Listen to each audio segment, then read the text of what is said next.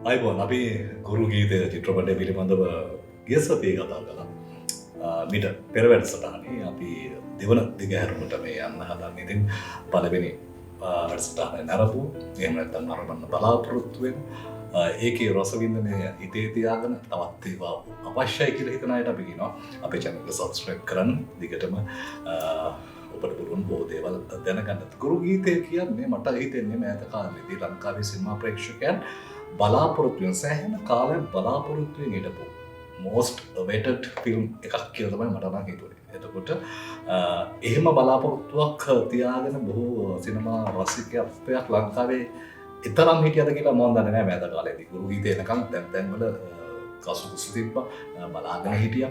දැන් ගුරු ගීතය ඇවිල්ලා හැමෝම ගුරු ගීතය බලනවා. එතකොට ගුරු ගීතය ඇතුලේ ගුරු ගීතය හැදෙන්න මොන තරම් වෙහසක් එතකොට මොන තරම් දේවල් සිද්ධ වෙලාද මේක පසුබිම අපි ගිය වැඩසටහනේදී ගියේ නේපාලයට. හැබැයි අද අපි ලංකාවේ පසුබිමේ වෙච්ච දේවල් පිළිබඳව කතා බහ කරන්න බලාපොරොත්තු වෙන්නේ. මම හිතන්නේ මේකට වග කියන්න ඕන මේ ගැන හොඳටම අත්දැකීම් තියෙන කතා බහ කරන්න පුළුවන් අය ඉන්න. එතකොට අධ්‍යක්ෂකවරයා ඉන්නවා පරිගමනත්. එතකොට අපේ කැමරා ශිල්පිය කාවින්ද, එතකොට පූර්ණ කලා අධ්‍යක්ෂක සහ කල්පනී ඉන්නවා ප්‍රධාන නිලි භූමිකාවේදී.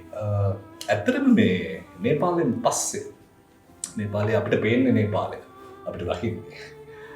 ලංකාව ඇතුලේ මොනවද උනේ? ඇයි ලංකාවට දැන් අපි දොයිෂෙන්ලා අල්තින්ලා මේ ඔක්කොම අපි චිත්‍රෝපවල මැවෙන්නේ වෙන පරිසරවලට.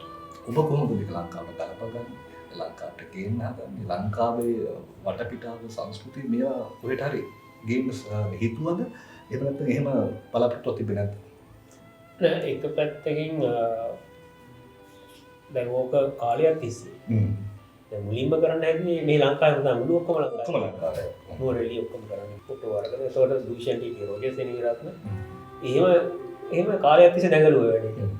ඊට පස්සේ හුඟ දෙනෙක් මේ පොතත් එක්ක ඉන්න සාහිත්‍යයත් එක්ක ඉන්න හැමෝම මේක නම් කරලා හරියන්නේ නැහැ. ලංකාවට කරලා හරියන්නේ නැහැ.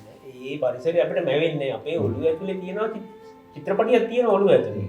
ඒක අභිබවා යන්න හෝ අඩු තරමින් ඒකට හානි නොවෙන්න කරගන්න, දැනකට සමපාත කරගන්න තරම්වත් ආවේ නැත්නම් මේ චිත්‍රපටිය අසාර්ථක වෙනවාමයි කියන එක හැමෝගෙම තිබිච්ච අදහස. මොකට වැඩි දෙනෙක් 90ක් තිබිච්ච අදහස. පූර්ණත් එක්ක කතා කරද්දී පූර්ණච්චි ඕක මෙහෙ කරලා නම් ඔක අපිට සාර්ථකත්වයකට එන්න බෑ කියන. ඊට පස්සේ දැන් මේ රුසියාව කරනවා කියලා අදහසක් තිබුණා. රුසියාව කරන අදහස හොයලා බැලුවා රුසියාව දැන් අවුරුදු 100ක් ඉහත කතාවන්න අවුරුදු 100කට පස්සේ අවුරුදු 100ක් තිස්සේ වෙනස් වෙච්ච රුසියාව ආයි ගැලපෙන්නේ. ඊට පස්සේ අපි මතකද අපි අර කසකස්තානයේ ඉඳලා අස්වාරෝග්‍ය කට්ටියක් බීජිං ගියාවත් එක්ක කතා කරා මතකද මේ ඒගොල්ලෝ ගියේ ඔලිම්පික් වලට. ඊට පස්සේ අපි ඒක හොයාගෙන ගිහිල්ලා එහෙ කරන්න ගියා. අන්තිමට කසකස්තානයේ අනේක පවා දුෂ්කරයි. ඒ කියන්නේ දුෂ්කරයි කියන්නේ මේ වීසා නැති ප්‍රශ්න ආවා මේවත් එක්ක කසකස්තානෙත් වෙනස්. ඊට පස්සේ අපි දෙන්නානේ හම්බෙන් මේ හිමාලය වෙන ඇවිදින්න ගිහිල්ලා ඒවත් එක්ක තමයි මෙන්න ලොකේෂන් එක කියලා හොයාගත්තේ. ඒක තමයි හිමාලය කරන්න හේතුව. එතකොට දැන් හිමාලයෙන් පස්සේ එන්නේ ලංකාවට. ඉතුරු ටික වෙන්නේ ලංකාවෙන්. ලංකාව කොහොමද ගලපගන්නේ? දැන් ප්‍රේක්ෂකයෝ සාහිත්‍යවේදියෝ මේ ඔක්කොම කියනවා නේ අපිට ඕන අපේ පොතේ අපි දැක්ක චිත්‍රූපම වෙච්ච මේ ගුරු ගීතය. එතකොට දැන් ඒක ප්‍රබල අභියෝගයක් කියලා මට හිතෙනවා. ඒ අභියෝගයට මොනවාද කරේ, මොනවාද සැලසුම් තිබ්බේ, කොහොමද එතෙට ගියේ? පිට ඒක රූපගත කරන්න අපි දර්ශන තලයක් හොයාගත්තට අපි හිටි ගියාට පස්සේ තියෙන විශාල ප්‍රායෝගික ප්‍රශ්න ටිකක්. එකක් තමයි සමහර දර්ශන එහෙත් මොන විදිහට ෂූට් කරන්න බෑ. විශේෂයෙන් වතුරට බහින්න. වතුරට බැස්සොත් මැරෙන්න තමයි වෙන්නේ. ඒ තරම් අධික සීතලයි. පපුව ගල්ලලා මැරෙනවා. ඒ නිසා ඒක අපි කැමති වුණා නැත්නම් අපි ලොකේෂන් එකට කරන්න බෑ ඒක. ඒ නිසා ඒ කොටස් අපි ප්ලෑන් කරා. ඒ කොටස් මෙහෙ කරනවා කියන්නේ. හැබැයි ඒ කොටස් මෙහෙ කරනවා කියන්නේ ඊට වඩා අභියෝගයක්. කොහොමද එහෙ භාගයක් ෂූට් කරපුවා මෙහෙ ෂූට් කරන්නේ? දෙවෙනි ප්‍රශ්නේ අපේ ගිය කණ්ඩායම මගට ගිහිල්ලා හැටලා පිරිසක් හිටියා. ඒ ඇයිට මේක දරා ගන්න බෑ, එහෙම වුණාට දරා ගන්න බෑ. ඊට පස්සේ අපි තව අභියෝගකට අතිරේක අභියෝගයකට මුහුණ ගා එහෙම ෂූට් කරන්න ප්ලෑන් කරපු දර්ශන වල අපිට සිද්ධ වුණා භාග ඒවා සමහර ෂොට්ස් එකම සීන් එකේ සමහර ෂොට්ස් එහෙ අරගෙන ඒකට අනිත් ඒ සමහර ෂොට්ස් මෙහෙ ගන්න. ඒක ටික ලොකුම සංකීර්ණ අභියෝගයක්. ඒක පාවින්දයිමයි මේ සෑහෙන් අපි එක ඩිසයින් කරගත්තා මේ ෂොට්ස් ටික කොහොමද මේ අපි ඒක සීන් එකක් ඇතුලේ අපි ෂොට් බ්‍රේක් ඩවුන් එක හදාගෙන මේ ෂොට්ස් එක මෙහි කරනවා අර ෂොට්ස් එක හරි කරනවා ඊට පස්සේ මේ දෙක මැච් කරගන්නත් ඕනේ ඊට පස්සේ අභියෝගය එන්නේ පූර්ණට පූර්ණ කොහොමද මේ ෂොට්ස් දෙක මැච් වෙන විදිහට කලාදර්ශන කාවින්ද ගාවට යන්න කාවින්ද දැන් ලොකු අභියෝගයක් ඒ ටිකක් කරනවා ඊට පස්සේ මේ කන්ටිනියුටි එක බලන්න ඕනේ මේ හැමදේම තියෙන්න ඕනේ කොහොමද මෙතෙන්ට ඒගේ අංකයකට තිබුණේ අධ්‍යක්ෂකවරයා හැටියට පාලිකන්ඩට ඔය එන ප්‍රශ්නය ගැන දීච්ච අවබෝධය සහ එයයිමයි ඒ වැඩේදී මේ විදිහටම කරමු කියන එක මොකක් හරි කිව්වොත් බෑ කියන දෙයක් නෑ හරි කියන්න. එතෙන්දී අපිට තියෙන ලොකු අභියෝගය තමයි අපි නේපාලේ ෂූට් කරපු ලොකේෂන් එකේ අපි ෂූට් කරපු විදිය. ඒකේ ඒ ලොකේෂන් එක තියෙන්නේ අපි ගත්තොත් අපේ ලංකාව ගත්තොත් සමකයට ආසන්නෙන් තියෙන රටක්. අරක සමකයට වඩා ඉහළින් තියෙන රටක්. එතකොට අපිට දීච්ච අභියෝගයත් එක්ක අපි ෂූට් කරේ එහෙ ඉර එන්නේ අපේ සයිඩ් ලයිට් එකක් හැටියට හැමතිස්සෙම. ඕක එහෙ එකේදී දැන් තිබුණ චැලෙන්ජ් එක සමහර වෙලාවට ඩයලොග් ඩිලිවරි එකේ එහෙ එකේ ඊළඟ ඉමීඩියට් කට් එක ලංකාවේ තියෙන්නේ. ඒ ලයිට් එක මැච් වෙන්න ඕන. ඊළඟ දීච්ච ප්‍රශ්නේ තමයි අපි හිටියේ අඩි 10000 15000 විතර උඩ. අපි කැමරා එක සහ සබ්ජෙක්ට් එක අතර තියෙන ඩිස්ටර්බන්ස් නැහැ. මුකුත් දූවිලි අංශු මුකුත් නැහැ. මාර ක්ලියර්. ඒක මෙහෙ වෙනකොට කොහොමද මැච් වෙන්නේ? කලර් ටෙම්පරේචර්ස් මැච් වෙන්නේ කොහොමද? සහ හිමේ වැදිලා බවුන්ස් වෙලා එන සොෆ්ට් ලයිට් එක අපි කොහොමද මෙහෙ ආයි කරගන්නේ? ওই චැලෙන්ජස් ඔක්කොම ඔය අභියෝග ඔක්කොම අපිට ලංකාවේ ෂූට් කරද්දී ආවා. ඕක කරන්න පුළුවන් මෙහෙ කියනකට වඩා ඔළුව ඒ කියන්නේ කරගැට එනකන් අර අපි කල්පනා කරා කරන්නේ කොහොමද කියන එක කරා දැන් කාවින්ද කොහොමද දැන් අපි අර කරගන්න ඕනේ. කොහොම තමයි කියන්නේ රැට නිින්ද ගියොත් අර නිින්ද යනකන් අර ආපු ප්‍රශ්නෙත් එක්ක අපි ඒවා තමයි කතා කරන්නේ. දැන් කලාදර්ශකයා දරුණුම අභියෝගය කියනවා හරි තාක්ෂණිකයි ඒවට ඒක උත්තරත් හරි ලස්සනයි තියෙනවා මගේ ප්‍රශ්නේම තාක්ෂණික නෙවෙයි මට පිටපතක් හම්බෙනවා ඒ පිටපතේ සමහර දර්ශන ලංකාවේ කරන්න තියෙන්නේ 98%ක්ම නේපාලයේ ෂූට් කරන්න තියෙනවා මම ඒකට තමයි ලෑස්ති වෙන්නේ මම ඒකට ඕන කරන ආයුධ පින්තාරු කරන දේවල් ඒවා මම මිලදී අරගෙන වෙනම බෝරුවෙක්ට පටවලා මේ දැන් අපි ලැස්ති. දැන් නිකන් හිතන්න අතරමඟදී මේ ෆිල්ම් එකෙන් භාගයට වැඩි කරන්නේ ආයි ලංකාවේ කියලා මට කිව්වට පස්සේ මම මොකද කරන්නේ කියලා. අර තාක්ෂණික ප්‍රශ්න ඔක්කොම එහා ගිහිල්ලා මම මොකද කරන්නේ වෙන්නේ? මොකද කරන්නේ? ඒක තමයි මගේ ප්‍රශ්න. චිත්‍රපටි බලන්න. චිත්‍රපටි බලන්න. ඇත්තටම අපි ගිය කට්ටියගෙන් වැඩි පිරිසක් හැරිලා ආවා. තවදුරටත් මේ දුර්ගේ තරණය කළ නොහැක කියලා හැදුනා. අපි මියන්මාර් රැකෙම්වා කියලා ඉස්සරහටම ගියා. ඒ උතන්දි එකක් ආවත් මේ වලේ යන කවුද දන්නේ ඉන්නේ දාවි. රුවන් රොෂාන්වත් ආවොත් හරි. ඒ මොකද යෙන්නේ රොෂාන් සහ කල්පනී ගේ ටිකක් අපිට ලොකු දෙවන්ත විදියට කරන. රොෂාන් ආවොත් හරි අවුලක්. ආරංචි නාමි රොෂානෝයි ලක්කෝනෝයි පූර්ණයි කැමරා ඇසිස්ටන්ට් මංජුලයි එනවා. හරි. ඒක අපි දෙන්නගේ මතුණා. මොකද අපි දෙන්නයි අපි තුන් දෙනෙක් තනි වෙලා ඉන්නේ. අපේ අනිත් 90%ක්ම අරේ එන්න අපි බලාපොරොත්තු වෙන්නේ ඉන්නේ. ඊළඟ අභියෝගයේ කල්පනේ ඔබට දැන් තියෙන්නේ ටිකක් එහෙ තියෙනවා ටිකක් මෙහෙ තියෙනවා. එතකොට ඇඳුමෙන් පවා වෙනස් වෙන්න වෙලා තියෙන්නේ නැති. අපේ පරිසරය ඇතුලේ සමහරට හිම වගේ රංගපාන්න සිද්ධ වෙන්න තියෙනවා. කියන්න මොකද කරගත්තේ? ඔව් දැන් මටත් අධ්‍යක්ෂකවරයා මුලින්ම කිව්වේ මේ නංගි සීන්ස් කීපයක් තියෙනවා ලංකාවේ. ඉතුරු සියල්ලම තියෙන්නේ නේපාලේ අපිට. ඉතින් දැන් ඒකට ලෑස්ති වෙලා යන්නේ. ගිහිල්ලා දැන් එහෙදි ලොකුම අභියෝගය වුණේ මට රංගපෑමට වඩා සීතල දරාගෙන රඟපාන එක. ඇත්තටම දැන් සාමාන්‍යයෙන් එහෙ ඉන්නකොට අපි හැමෝටම තිබිච්ච ප්‍රශ්නය තමයි සාමාන්‍යයෙන් කට වේවුලනවා, තොල් වේවුලනවා. එතකොට ඒවා නොපෙන්නවා කොහොමද රඟපාන්නේ? මම හිතන්නේ ඒ දේවල් ලොකු අභියෝගයක් වෙලා තිබුණා. ඊළඟට ඊගාවට ලංකාවේ ෂූට් කරනකොට කොහොමද ඒ රංගපෑමම ආයේ මේ ලංකාවේ කරන්නේ? ඒව තමයි ලොකුම අභියෝගය. අපි ස්වභාවයෙන්ම සීතල ප්‍රදේශයක රංගපානකොට අපිට දැනෙන දේවල් තියෙනවා. ඉතින් ඒකම කොහොමද ආයේ මේ රස්නේ තියෙන මේ ලංකාවේ ඇතුලේ කරනකොට දාඩිය පෙරාගෙන කොහොමද සීතල පෙන්වන්නේ? ඉතින් මේ දේවල් කොහොම හරි කළා. චිත්‍රපටය බලනකොට කල්පනේ එච්චර අමාරුයි රඟපෑවා කියලා. ඒකේ දාඩිය ASCII සීතලයි වගේ පෙන්නන ඒවා ඔබට දැනෙන්නේ නැතුව ඇති. එතනින් එහාට මේ කොහොමද ගලපගන්නේ මේ ලංකාවේ රූගත කරන්නේ මොනවද තව අභියෝග සහ කොහොමද ඒ ටික ඉස්සරහට ගෙනියන්නේ? අපි මුලින්ම අපේ බජට් තිබුණේ ප්ලෑන් කරේ එක පාරක් අපි නේපාලේ ෂූට් කරනවා යම් දර්ශන ටිකක් විශේෂයෙන්ම ආචීන සීන් එක විතරක් ලංකාවේ කරනවා අපි නිර්මාණය කරපු සෙට් එකක් ඇවිල්ලා. ඉතින් අපේ බජට් තියෙන්නේ මෙහි එක සෙට් එකයි. දැන් ඊට පස්සේ ආච්චිගේ ගෙදර නැන්දගේ ගෙදර ඉස්කෝලේ ටි කොටසක් මේ විදිහට වැඩේ වැවුණා. ඒක එලිමහන ඊට පස්සේ එලිමහනත් හදනවා. අපි ඇතුළේ විතරක් හදනවා කියලා හිතාගෙන හිටියේ. ඒ ඔක්කොම මෙහි කරන්න යද්දී විශාල මුදල් ප්‍රමාණයක් අවශ්‍ය වුණා. නමුත් අපිට එහෙම ලොකු මුදලුත් නැහැ.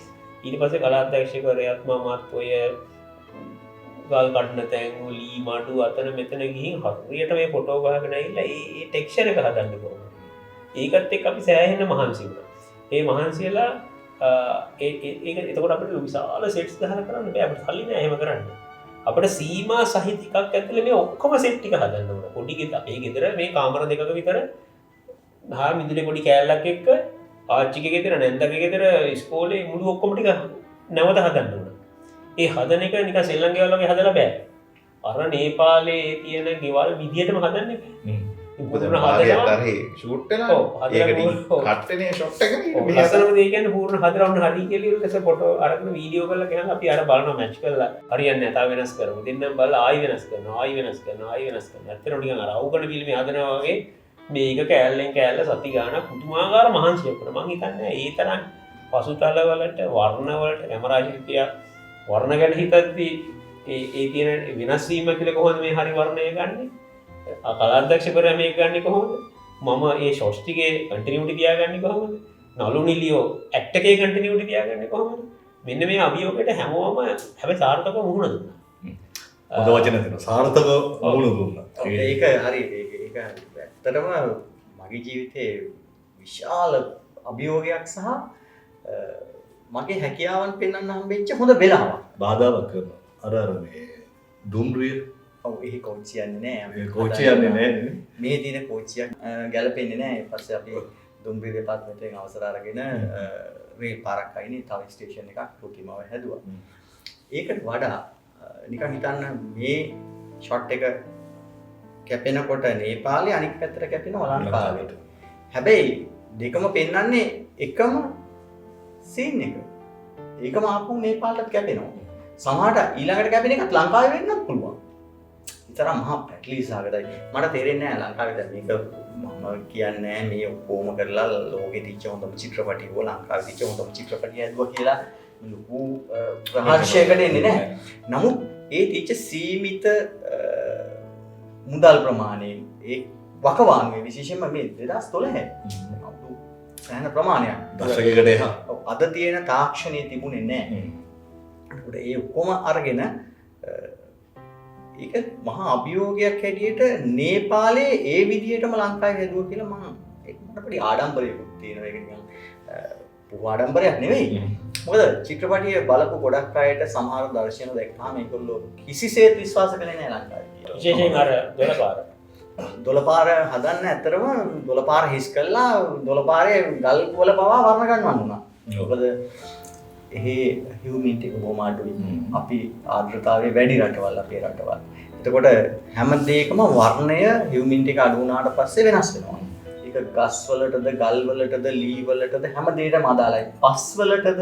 එතකොට ඒ වර්ණ ඒ විදිහටම මෙහිදී අපිට යොදා ගන්න සිද්ධ වෙනවා. ඉතින් සමාජ තාක්ෂණිකයි.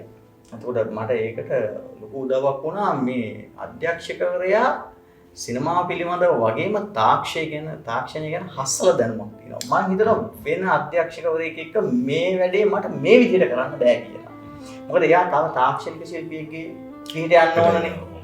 දැන් සමහරලාට මේ ෂොට් එක ගන්නවා අරගෙන ඔහොම ඉන්න කියලා ගිහිල්ලා කම්පියුටර් එකට දාලා ඕන කරන ටික බලලා මෙන්න මෙතන මේ කලර් එක වෙනස් කරන්න ඕන කියලා දෙන්නේ. ඒ තරම තාක්ෂණිකයි. අපි ඒක ඇත්තටම චිත්‍රපටිය රූගත කලා කියන්නේම ලංකාවේ වර්ක්ෂොප් එකක් කළා වගේ. අපි ඒකට ගොඩක් හෝම්වර්ක් කරලා තිබුණා නේද? ඒක එහෙම නොකර අපිට ආවනම් නිකන් අත් දෙක වරවනා ලොස් වෙලා නේපාලෙන් පල්ලෙහාට අපිට ටික කරගන්න බෑ.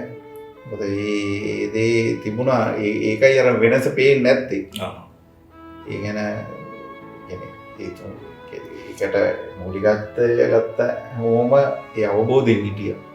නැත්තම් ඇත්තටම අපි අසාර්ථක වෙනවා. සාර්ථකුනේ නිසා.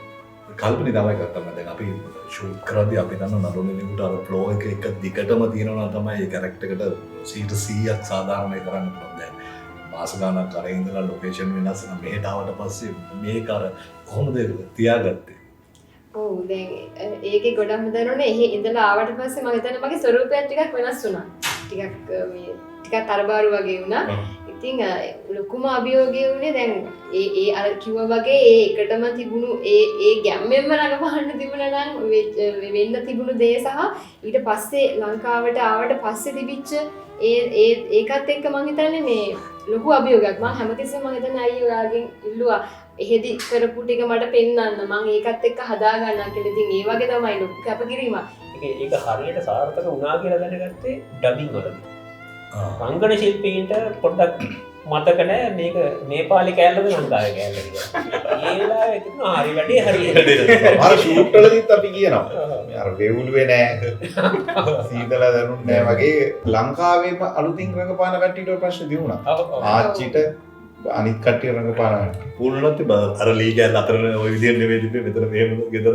ඒ කියන්නේ මේ කියන්නේ ප්‍රධාන කැමරාවට අමතරව ස්ටිල් කැමරා එකකින් හරියට මේ ඕන කරන දේ හරියට ටේල්ස් අරගෙන තමයි ආවේ පොඩි කැමරාව. ඒක මෙච්චර ස්මූත් නෑ. ඔය ලංකාවේ ෂූට් කරපු එක එකම යුද්ධයක් ඈ. මරා ගන්නවා ඒක ඇත්ත. ඔව් මේ ඉනා වෙලා කතා කරලා මෙහෙන් එකක්. ඌ සහ මේ කියන්නේ කොස්ටියුම් වල පවා ඔව්. පොඩි වෙනසක්වත් වෙන්න බෑ. වෙන්න බෑ.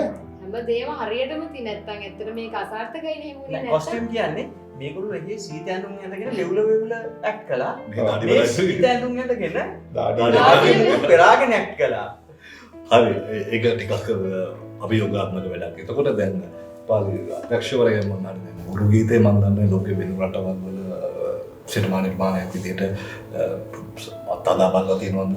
අපි දැකලා තින්නේ කිර්ගිස්තාන් සහ මොස්කෝ ෆිල්ම් එකකට කරපු 50 ගණන් කරපු එකක් මම දැකලා තියෙනවා. ඊට හැමෝම දැකලා නැහැ. මොකද හිතෙන්නේ අවසානයේදී ඔබ දශක ගානක් මහන්සි වෙලා අවුරුදු ගානක් මහන්සි වෙලා දැන් ඔන්න ලංකාවේ ප්‍රේක්ෂකයා බලනවා. මොකද හිතෙන්නේ අධ්‍යක්ෂකවරයෙක් විදිහට? මමත් දැකලා තියෙනවා එක නිර්මාණයක් රුසියාවේ අදටත් ජීවිතුන් අතර ඉන්න මහා සිනමාකරුවා හැටියට සලකන අන්ද්‍රේ කන්චලොව්ස්කි. එයා 1965 ගුරු ගීතේ රුසියානු නිෂ්පාදනයක් කරනවා කළුසුදු වලින්. මොස්කෝ ෆෙස්ටිවල් එකේ ගුරු ගීතේ පෙන්නද්දී එයා බැලුවා අක්ෂේ ආරාත්තම් 38 කන්චලොව්ස්කි. මේ එයා වුණත් සතුටු වෙනා බලලා හොඳයි කියලා මට හරි අමාරුයි මම අවස්ථාවක් ඉල්ලගත්ත වචන දෙකක් කතා කරන්න. එයා පිට කට්ට කරලා කතා කරලා ගියා හොඳයි. කොන්ටි කරලා තියෙනවා කියන එක. ඒ කියන්නේ ඔබේ මේ නිර්මාණය ඔබ ලංකාවේ ප්‍රේක්ෂකයන්ට දුන්න නිර්මාණය පිළිබඳව සතුටු වෙනවා. ඇත්තටම සතුටු වෙනවා. මොකද හැබැයි මෙහෙම එකක් තියෙනවා. අපි තව කරන්න හිටපු දේවල් ටිකක් ඇත්තටම කරන්න ඕන හොඳයි කරන්න බැරි වුණා. විශේෂයෙන්ම ප්‍රේක්ෂකයෝ අදටත් ප්‍රශ්න කරන එකක් තමයි පොත කියවපු පොත් ඒ චිත්‍ර රූපයක් ඔළුවේ තියෙනවනේ. ඇයි අර ආපහු අල්තිනා ගමට යද්දී මේ මගදී හම්බ වෙන සෝල්දාදුවෙක්. ඒ සෝල්දාදුව එක්ක කතා බහ සහ එයා රැවටෙනවා දූෂණ කියලා වෙනත් කෙනෙකුට. ඒ දර්ශනය නැත්තේ ඇයි කියලා. ඇත්තට මේ දර්ශනය කරන්න අපි හිතාගෙන හිටියා. පිටපොතේ ලියලා තිබුණා. ඒක කරන්න අපි රුසියාවට ගිහිල්ලා ෂූට් කරනවා කියලා හිතුණා.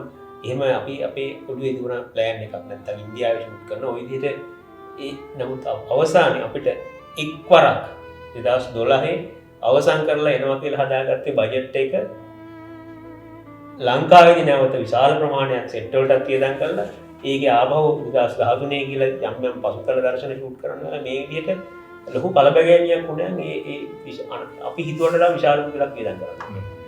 ඒ මුදල වියදම් කරන්න උන් නැති වුණා නම් අපිට බොහොම පහසුවෙන් අර දර්ශන ටිකත් අපිට වෙනත් අප රුසියාවට හෝ නැත්නම් ඊට ආසන්න වෙනත් අපි ගැලපෙන තැනකට ගිහිල්ලා අපිට ෂූට් කරගන්න තිබුණා. ඒක නිසා සමහර දර්ශන අපි අකමැත්තෙන් වුණත් අපිට කරන්න බැරි වෙච්ච අවස්ථා තියෙනවා. විශේෂයෙන් අවසාන දර්ශනය.